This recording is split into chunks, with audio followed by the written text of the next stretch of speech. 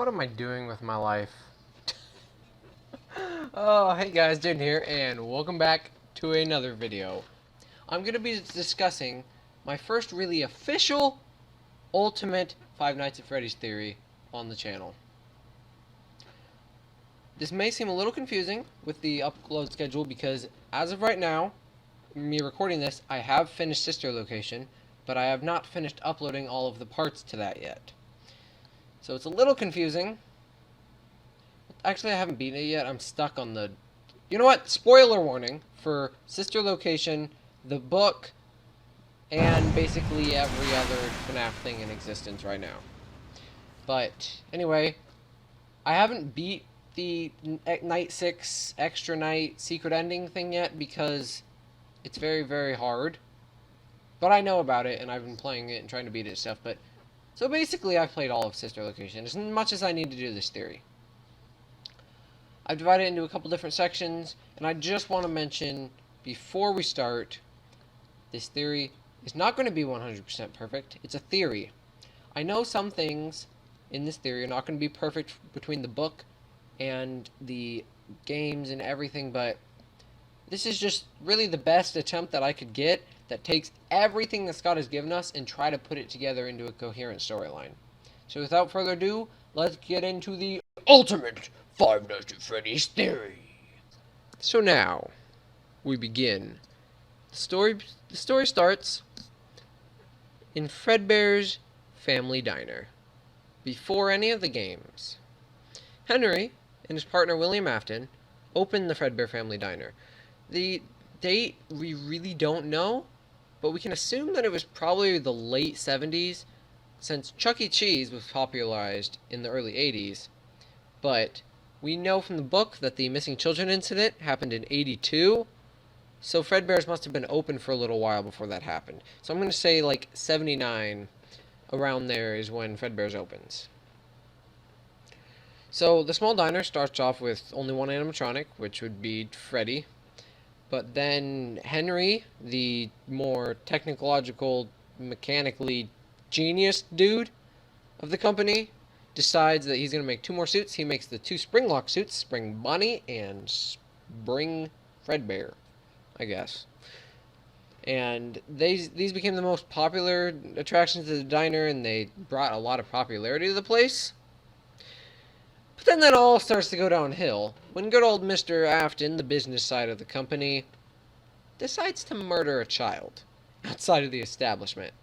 We can see this in the FNAF 2 minigame, and as the evidence by the tear tracks and the puppet jump scare at the end of that minigame, we can pretty much guarantee that this soul goes on to inhabit the puppet.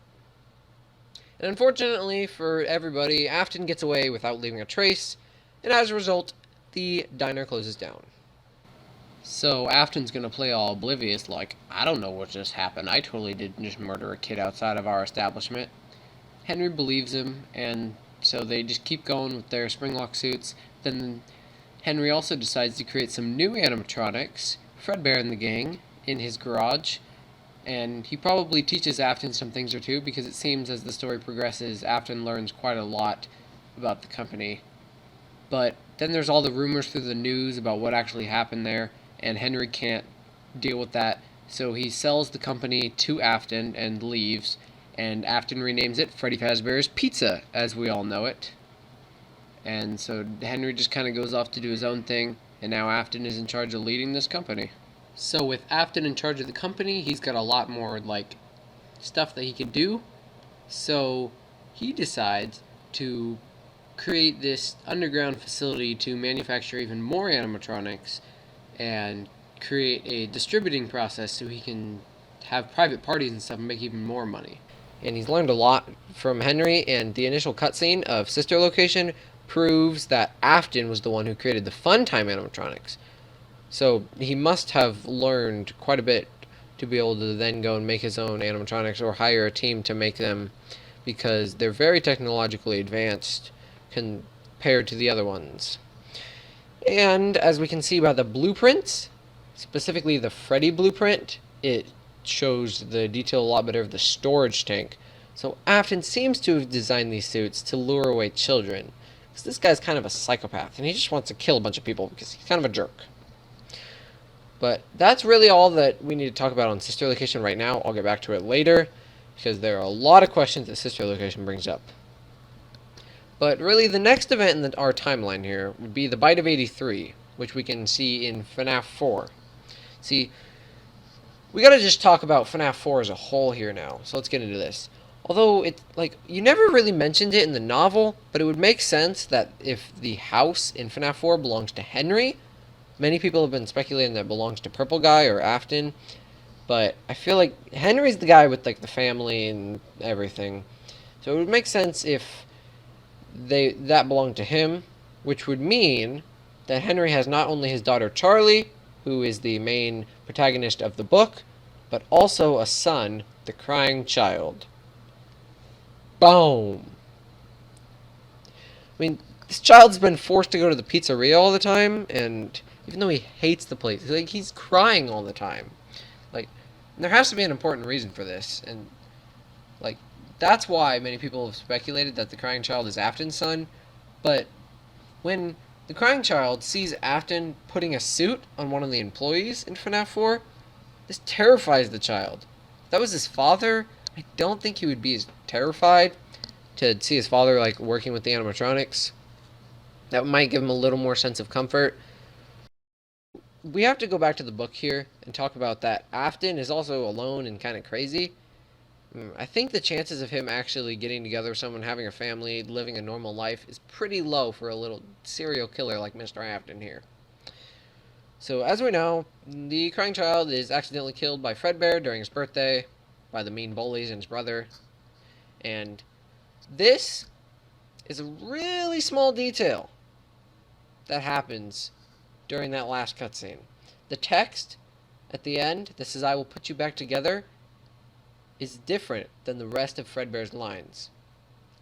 It's the same color as Baby's text in FNAF World. Therefore, this must be his sister telling him that as he's laying there in the hospital dying, which would make sense from a story perspective, but then also leans towards the fact that the girl that was stored in Baby must be Charlie, the Crying Child's sister. So now I'm going to jump over to the book for the next event in our timeline, the Missing Children's Incident. So in the novel, William Afton seems to be pretty jealous of Henry's family. He's alone and afraid, but he still looks up to Henry because he's treated him as a friend, gave him half of his company. But I feel like this ends up being Afton's downfall. Outside of the suits, he kind of feels worthless, like a nobody. But when he puts on that Spring Bonnie suit, goes around entertaining the children, they love him. A very plausible reason for his murders could be explained here. Afton, which we can probably assume that he's suffering from some sort of mental problems, only wants a family. But eventually, all these kids that love his performance have to go home at some point, right? And Afton wants them to stay, and in his messed up little brain, the only way to do that is to lure them to the back room. And that's when he kills the 5 children. The story would say to go on that he stuffed them into the suit, and so he wasn't arrested. However, you remember that first incident? How I mentioned that guy became the puppet?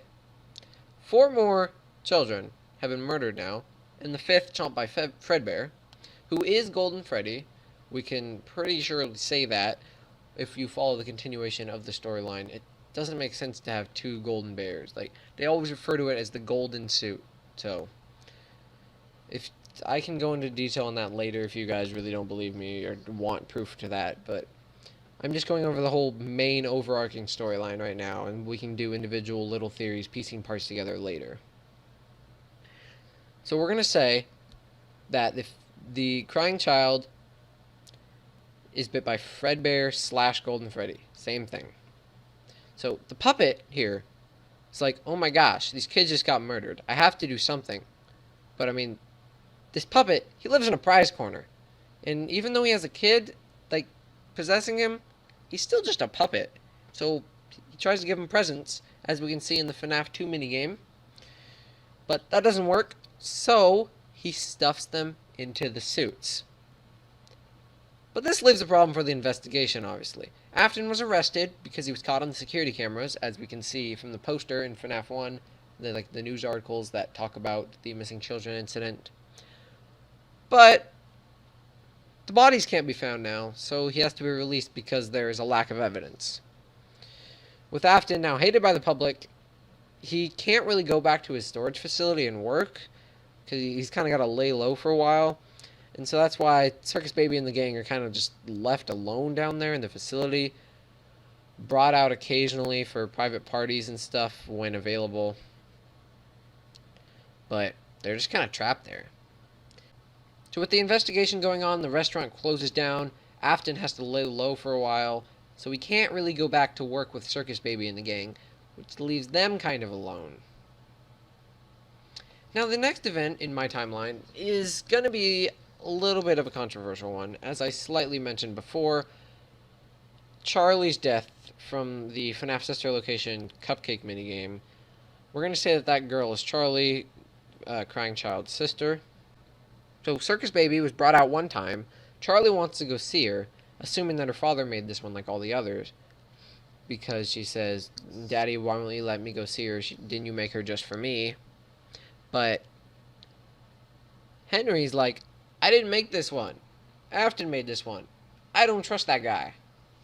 And so he doesn't let her go. But then when no one's in the room, she sneaks in, sees Baby, gets scooped up inside her. So Henry's horribly distraught over the loss of his son and now his missing daughter. So he goes to the underground facility to find out what happened. Long story short, spoiler for Sister Location, he gets scooped and the animatronics are able to go inside of him and escape. Or it could just all be a prank because it's Rick Astley's silhouette in the mirror, so you all got Rick rolled. Sister Location is a troll. Okay, I don't think that actually happened. But a lot of people think that Afton is the main protagonist of Sister Location and the one who gets scooped. That doesn't make sense for Afton's character later on in the story. Like, everything he does after that wouldn't make sense if he had entered inside of him. With the whole ending of the character actually dying and that being the real ending, just throws a plot hole in everything. With so much information, it's hard to make a good theory. Scott has just kind of overloaded us with stuff at this point. So I've tried to put together, to the best of my ability, I just want to make a coherent storyline. So Henry is kind of a disposable character at this point. Even though in the novel he commits suicide by letting one of the animatronics kill him in his living room. The book and the games, although both are canon, are not the same universe. Their stories may interlap and intertwine, but every detail from the games does not have to be the same in the book. That is why I want to make sure that all of the games check out. The book can have some missing details and things that don't make sense in it, because the book is a reimagining, a retelling of the story. Now we'll move on to our next part of the timeline, the grand reopening from FNAF 2. A few years later, 1987, this new building opens up.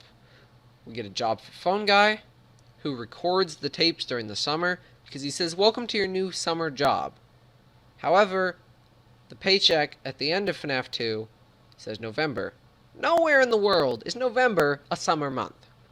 So they must be pre-recorded, which makes sense because every other tape that we've ever heard from Phone Guy has been pre-recorded. So to prevent the same mistakes as they had last time with Afton and the murders and all that fun stuff, the new toy animatronics are outfitted with all the latest technology, with the facial recognition connected to the credible database and all that fun stuff. But the old suits still being used, but there were some multiple spring lock failures, so those two, Spring Bonnie and Fredbear, have been locked up in storage because those things kind of suck. But the other ones, Freddy and the gang, still kept around because they work. And not long after that, presumably after Jeremy Fitzgerald's week, we get the bite of 87. Since this new pizzeria was opened in 87, as proven by the paycheck, we can assume that the bite happens to one of the characters in FNAF 2. Jeremy Fitzgerald was the night guard, but then he was moved to day shift after his first week, because someone tampered with the animatronics. Afton seems to be once again our likely candidate, since he's kind of been the one causing all the problems this whole time. I'm thinking that Fritz Smith could be an alias for Afton, so he can get into the establishment and take over the position of night guard. He tampers with the animatronics, and the next day, during the birthday party, Jeremy gets bit. It doesn't really matter who caused the bite of 87. That was a big ordeal. We don't have proof for it. It's just kind of a mystery left up there, but it has no effect on the overall storyline. We're just going for the basic timeline here.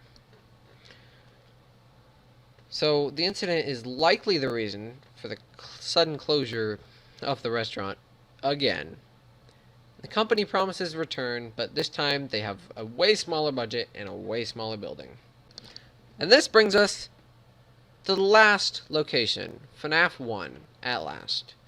So this would be a couple years later, presumably around 1991 to 1993, based on the paycheck at the end. The pizzeria opens again with only the core 4 animatronics. Fredbear and Spring Bonnie are still kept in a safe room, locked up. Then, Mike Schmidt, our good old pal, gets hired as our night guard, keeps watch of the animatronics, yada yada yada. Freddy and the gang hunt him down, because last time they saw Afton, he was disguised as Fritz Smith, working as a security guard. So they know something's up with this guy, and so they want to take down all night guards now. Golden Freddy can only appear as a phantom, since Crying Child's body was not actually stuffed in the suit. If you remember, he was just bit, and then died in the hospital. So that's why I think Golden Freddy / Fredbear only appears as a phantom form, because he doesn't have an endoskeleton, so he physically can't move, and then that body was not actually stuffed into a suit. So Phone Guy gets killed while recording his tapes, that fun stuff that happened, and then customers started to complain about the horrible smell coming from these animatronics. Like, these things, first of all, are really old. Secondly, blood and mucus starts coming out of their eyeballs and stuff, and that's really kind of an issue. So the pizzeria closes again for sanitary issues, this time for good. So not long after this, Afton returns to the establishment after it's been closed down to end what he started years ago. He leads the animatronics to the safe room and dismantles them, as we can see in the FNAF 3 minigame. And during this, he releases the children. They scare him into the Spring Bonnie suit, where he feels safe, because that's always been his comfort. He felt happy and loved when he was in that Spring Bonnie suit, so he runs to it to comfort. But he doesn't realize that we got a leaky roof problem, and the puddle on the ground causes the locks to loosen and crush him. And with that, the fame of Fazbear Entertainment fades to nothing more than a legend, a horror story. And so good old Phone Dude decides to set up a horror attraction right on top of the old building. And so what does he discover? The Spring Bonnie suit.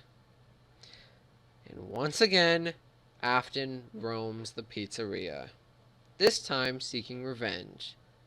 But it all falls short, because faulty wiring causes the place to burn down to the ground. The only mystery is whether or not the Spring Bonnie suit and Afton survived. So if we head on back to good old Silver Eyes, Afton appears to have survived the incident. Because if you look in the book, this guy is left with terrible scars all over his body. The book takes place in 1995, but that really doesn't mean much for us, considering the fact that Charlie's the main protagonist, but in this theory she was killed by Baby. Not to mention that in the book, the whole Henry suicide thing. Except one line changes everything. During the final boss fight with Ennard, he says one specific line that changes the entire theory. You won't die, and it will only hurt for a moment. And that could be our reasoning. Henry doesn't actually die when he gets scooped.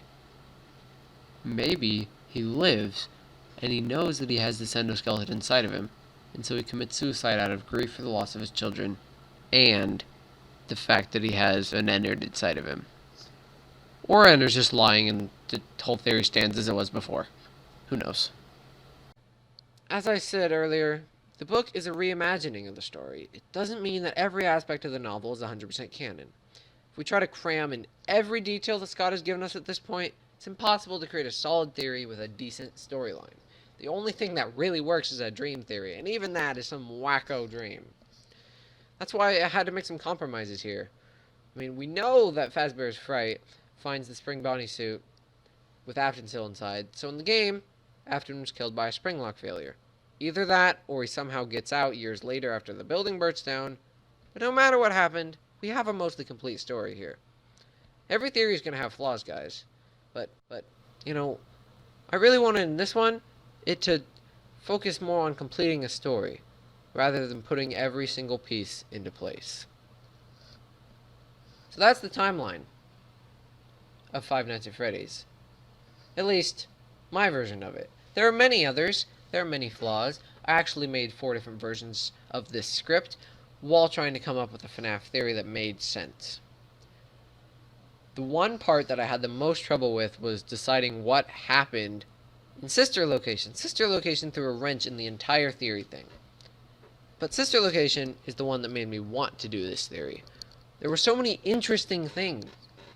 And watching other YouTubers, Treesicle, Game Theorists, there's Daco, 8-Bit Gaming, Razbowski, there's so many of them. They all have their different ideas.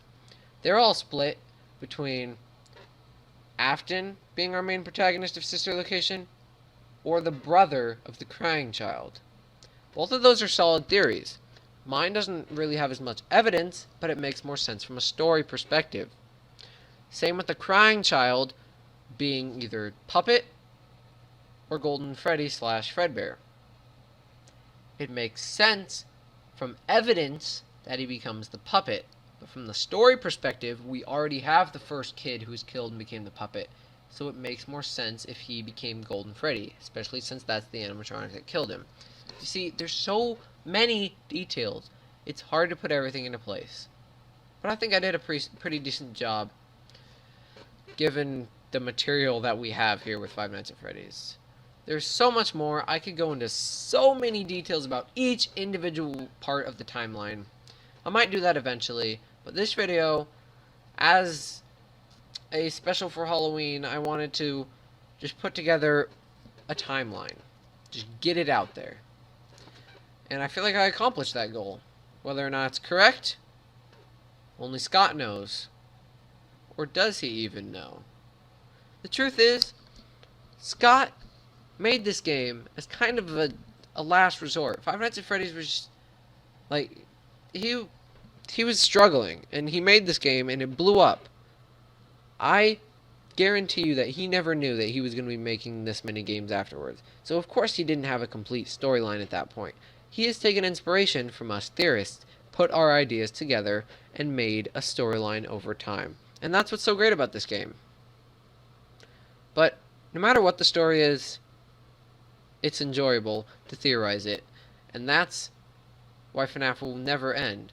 Because we always want more. We always want to find the perfect story that fits. But nothing ever will. There's just too much. And so, I'm happy with the theory that I got. But I really want to hear your opinions. I haven't really had many people to bounce my ideas off of. Not really many people are addicted to FNAF like me. And figuring out all the little secrets. But with that, I want to thank you guys so much for watching. I really hope you enjoyed. I want to hear your comments down below. Tell me what you think I got right, what I got wrong, what your opinions are. And with that, I'll see you next time. Later!